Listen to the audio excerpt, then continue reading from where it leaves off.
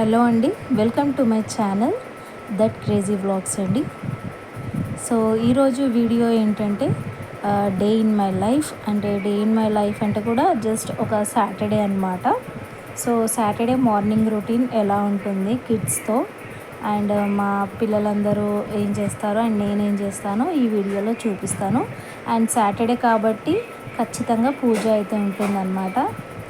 రెగ్యులర్గా అంత ఏం చెయ్యము, బట్ సాటర్డే మాత్రం ఖచ్చితంగా పటాలు అవన్నీ కడిగి దీపాలు అవన్నీ పెడతామన్నమాట ఖచ్చితంగా.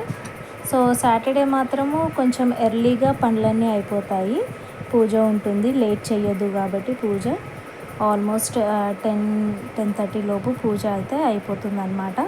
అంతకన్నా పొద్దున్నే పూజ చేసేవాళ్ళు కూడా ఉన్నారు. మీరు అనొచ్చు 10 అంటే లేటే అని, బట్ పిల్లలు ఉన్నప్పుడు ఇంకా హౌస్ వైఫ్ అన్నప్పుడు అన్ని పనులు చేసుకొని పిల్లలకి కొంచెం స్నాక్స్, మార్నింగ్ బ్రేక్ఫాస్ట్ అవన్నీ పెట్టి స్నానాలు అవన్నీ చేయించేసరికి ఒక హౌస్ వైఫ్కి ఇదే టైం అవుతుందన్నమాట.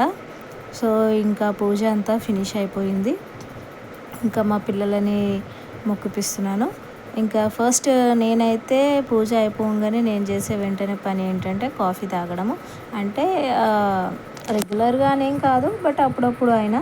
సో కాఫీకి అయితే పెద్ద స్టోరీ ఉంది. నేనైతే కాఫీ నార్మల్గా తాగేదాన్ని కాదు, బట్ బిగ్ బాస్ సీజన్ 1లో అనుకుంటా హీరోయిన్ అర్చన ఉంది కదా, తను కాఫీని ఇలా చేయడం చూసానమాట. నాకు అట్లా ఫోమ్ టైప్ రావడం అంటే చాలా ఇష్టము.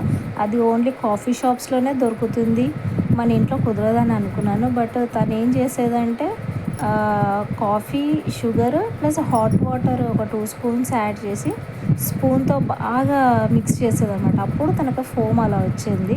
సో ఇలా చేస్తారా అని చెప్పి ఇంకా నేను కూడా ట్రై చేద్దామని, బట్ చేయితో అంతసేపు చేసేంత ఓపిక లేక ఇది ఉంటుంది కదా విస్క్ చేసేది ఎగ్, సో దాంతో ట్రై చేశాను. చాలా బాగా వచ్చింది. ఇంక అప్పటి నుంచి అట్లా ఫోమ్ అట్లా వస్తుందన్నమాట. అప్పుడప్పుడు అట్లా చేసుకొని తాగుతాను, చాలా బాగుంటుంది.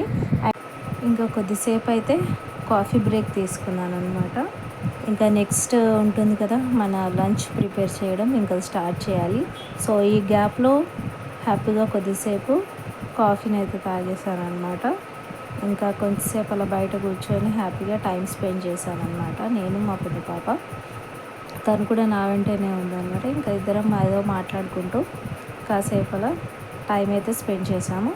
ఇంకా ఇక్కడ లంచ్ ప్రిపరేషన్స్ అయితే ఇంకా సాటర్డే కాబట్టి ఎవ్రీ సాటర్డే ఖచ్చితంగా పప్పు అయితే చేస్తానన్నమాట, పప్పుచారు. ఇంకా మామూలుగా అయితే ఆ రోజు ఏదైనా వెజ్ రైస్ పప్పుచారు చేస్తాను, బట్ ఇంకా మా పాప వైట్ రైసే చెయ్యి మమ్మీ అని అంటేసరికి వైట్ రైస్ పప్పుచారు చేశాను అనమాట. సో అది కొంచెం ప్రాసెస్ చూపిస్తున్నాను ఇక్కడ. కొద్దిసేపు కొంచెం క్యాప్చర్ చేశామన్నమాట.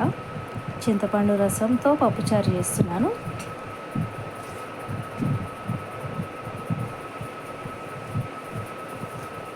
నాకు తెలిసి ఎవ్రీ సాటర్డే చాలామంది ఇళ్ళలో పప్పుచారే చేస్తారు అనుకుంటా, ఎందుకంటే నేను ఎవరిని అడిగినా కూడా ఏంటి అని చారనే చెప్తారు.